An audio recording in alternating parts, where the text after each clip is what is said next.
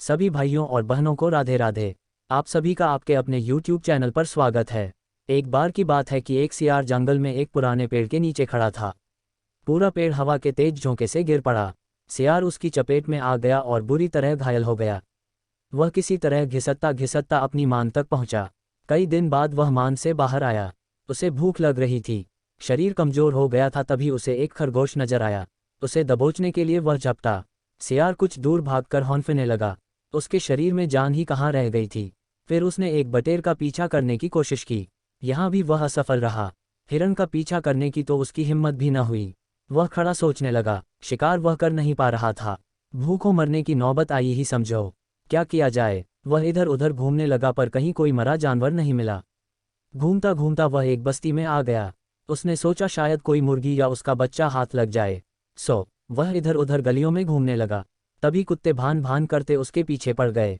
सियार को जान बचाने के लिए भागना पड़ा। गलियों में घुसकर उनको छकाने की कोशिश करने लगा पर कुत्ते तो कस्बे की गली गली से परिचित थे। सियार के पीछे पड़े कुत्तों की टोली बढ़ती जा रही थी और सियार के कमजोर शरीर का बल समाप्त होता जा रहा था। सियार भागता हुआ रंगरेजों की बस्ती में आ पहुंचा था। वहां उसे एक घर के सामने एक बड़ा ड्रम नजर आया। वह जान बचाने के लिए उसी ड्रम में कूद पड़ा। ड्रम में रंगरेज ने कपड़े रंगने के लिए रंग घोल रखा था। कुत्तों का टोला भौंकता चला गया। सियार सांस रोककर रंग में डूबा रहा। वह केवल सांस लेने के लिए अपनी थूथनी बाहर निकालता। जब उसे पूरा यकीन हो गया कि अब कोई खतरा नहीं है तो वह बाहर निकला। वह रंग में भीग चुका था। जंगल में पहुंचकर उसने देखा कि उसके शरीर का सारा रंग हरा हो गया है। उस ड्रम में रंगरेज ने हरा रंग घोल रखा था। उसके हरे रंग को जो भी जंगली जीव देखता वह भयभीत हो जाता। उनको खौफ से कांपते देखकर रंगे सियार के दुष्ट दिमाग में एक योजना आई। रंगे सियार ने डरकर भागते जीवों को आवाज दी, भाइयों भागो मत, मेरी बात सुनो। उसकी बात सुनकर सभी भागते जानवर ठिठके। उनके ठिठकने का रंगे सियार ने फायदा उठाया और बोला, देखो देखो मेरा रंग। ऐसा रंग किसी जानवर का धरती पर है नहीं ना। मतलब समझो, भगवान ने मुझे ये खास रंग देकर तुम्हारे पास भेजा है। तुम सब जानवरों को बुला लाओ तो मैं भगवान का संदेश सुनाऊं। उसकी बातों का सब पर गहरा प्रभाव पड़ा। वे जाकर जंगल के दूसरे सभी जानवरों को बुलाकर लाए। जब सब आ गए तो रंगा सियार एक ऊंचे पत्थर पर चढ़कर बोला, वन्य प्राणियों, प्रजापति ब्रह्मा ने मुझे खुद अपने हाथों से इस अलौकिक रंग का प्राणी बनाकर कहा कि संसार में जानवरों का कोई शासक नहीं है। तुम्हें जाकर जानवरों का राजा बनकर उनका कल्याण करना है। तुम्हारा नाम सम्राट ककुदुम होगा। तीनों लोकों के वन्य जीव तुम्हारी प्रजा होंगे। अब तुम लोग अनाथ नहीं रहे। मेरी छत्रछाया में निर्भय होकर रहो। सभी जानवर वैसे ही सियार के अजीब रंग से चकराए हुए थे। उसकी बातों ने तो जादू का काम किया। शेर, बाघ व चीते की भी ऊपर की सांस ऊपर और नीचे की सांस नीचे रह गई। उसकी बात काटने की किसी में हिम्मत न हुई। देखते ही देखते सारे जानवर उसके चरणों में लौटने लगे और एक स्वर में बोले, हे ब्रह्मा के दूत, प्राणियों में श्रेष्ठ ककुदुम, हम आपको अपना सम्राट स्वीकार करते हैं। भगवान की इच्छा का पालन करके हमें बड़ी प्रसन्नता होगी। एक बूढ़े हाथी ने कहा, हे सम्राट, अब हमें बताइए कि हमारा क्या कर्तव्य है। रंगा सियार सम्राट की तरह पंजा उठाकर बोला, तुम्हें अपने सम्राट की खूब सेवा और आदर करना चाहिए। उसे कोई तकलीफ नहीं होनी चाहिए। हमारे खाने पीने का शाही प्रबंध होना चाहिए। शेर ने सिर झुकाकर कहा, महाराज ऐसा ही होगा। आपकी सेवा करके हमारा जीवन धन्य हो जाएगा। बस सम्राट ककुदुम बने रंगे सियार के शाही ठाठ हो गए। वह राजसी शान से रहने लगा। कई लोमड़ियां उसकी सेवा में लगी रहती। भालू पंखा झुलाता। सियार जिस जीव का मांस खाने की इच्छा जाहिर करता उसकी बलि दी जाती। जब सियार घूमने निकलता तो हाथी आगे आगे सूंड उठाकर बिगुल की तरह चिंघाड़ता चलता। दो शेर उसके दोनों ओर कमांडो बॉडीगार्ड की तरह होते। रोज ककुदुम का दरबार भी लगता। रंगे सियार ने एक चालाकी यह कर दी थी कि सम्राट बनते ही सियारों को शाही आदेश जारी कर उस जंगल से भगा दिया था। उसे अपनी जाति के जीवों द्वारा पहचान लिए जाने का खतरा था।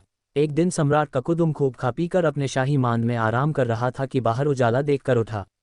बाहर आया तो चांदनी रात खिली थी। पास के जंगल में सियारों की टोलियां हु एस की बोली बोल रही थी। उस आवाज को सुनते ही ककुदुम अपना आपा खो बैठा।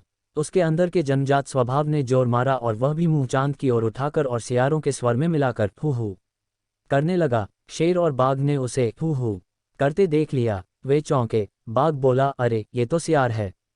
हमें धोखा देकर सम्राट बना रहा। मारो नीच को। शेर और बाघ उसकी ओर लपके और देखते ही देखते उसका तिया पांचा कर डाला। सीखा नकलीपन की पोल देर या सबेर जरूर खुलती है। मूर्ख बातूनी कछुआ। पंचतंत्र की कहानी। किसी तालाब में कंबुग्रीव नामक एक कछुआ रहता था। तालाब के किनारे रहने वाले संकट और विकट नामक हंस से उसकी गहरी दोस्ती थी।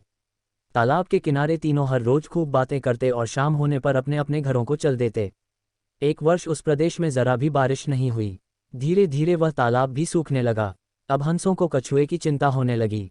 जब उन्होंने अपनी चिंता कछुए से कही तो कछुए ने उन्हें चिंता न करने को कहा। उसने हंसों को एक युक्ति बताई। उसने उनसे कहा कि सबसे पहले किसी पानी से लबालब तालाब की खोज करें, फिर एक लकड़ी के टुकड़े से लटकाकर उसे उस तालाब में ले चलें। उसकी बात सुनकर हंसों ने कहा कि वह तो ठीक है, पर उड़ान के दौरान उसे अपना मुंह बंद रखना होगा। कछुए ने उन्हें भरोसा दिलाया कि वह किसी भी हालत में अपना मुंह नहीं खोलेगा। कछुए ने लकड़ी के टुकड़े को अपने दांत से पकड़ा, फिर दोनों हंस उसे लेकर उड़ चले। रास्ते में नगर के लोगों ने जब देखा कि एक कछुआ आकाश में उड़ा जा रहा है तो वे आश्चर्य से चिल्लाने लगे। लोगों को अपनी तरफ चिल्लाते हुए देखकर कछुए से रहा नहीं गया। वह अपना वादा भूल गया। उसने जैसे ही कुछ कहने के लिए अपना मुंह खोला कि आकाश से गिर पड़ा। ऊंचाई बहुत ज्यादा होने के कारण वह चोट झेल नहीं पाया और अपना दम तोड़ दिया। सीख: बुद्धिमान भी अगर अपनी चंचलता पर काबू नहीं रख पाता है तो परिणाम बुरा होता है। सिंह और सियार, पंचतंत्र की कहानी। वर्षों पहले हिमालय की किसी कंदरा में एक बलिष्ठ शेर रहा करता था। एक दिन वह एक भैंसे का शिकार और भक्षण कर अपनी गुफा को लौट रहा था। तभी रास्ते में उसे एक मरियल सा सियार मिला जिसने उसे लेटकर दंडवत प्रणाम किया। जब शेर ने उससे ऐसा करने का कारण पूछा तो उसने कहा, सरकार, मैं आपका सेवक बनना चाहता हूँ। कृपया मुझे आप अपनी शरण में ले लें। मैं आपकी सेवा करूंगा और आपके द्वारा छोड़े गए शिकार से अपना गुजर बसर कर लूंगा। शेर ने उसकी बात मान ली और उसे मित्रवत अपनी शरण में रखा। कुछ ही दिनों में शेर द्वारा छोड़े गए शिकार को खा खा कर वह सियार बहुत मोटा हो गया। प्रतिदिन सिंह के पराक्रम को देख देख उसने भी स्वयं को सिंह का प्रतिरूप मान लिया। एक दिन उसने सिंह से कहा, अरे सिंह, मैं भी अब तुम्हारी तरह शक्तिशाली हो गया हूँ। आज मैं एक हाथी का शिकार करूंगा और उसका भक्षण करूंगा और उसके बचे खुचे मांस को तुम्हारे लिए छोड़ दूंगा।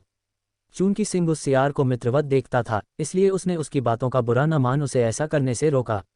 भ्रमजाल में फंसा वह दंभी सियार सिंह के परामर्श को अस्वीकार करता हुआ पहाड़ की चोटी पर जा खड़ा हुआ।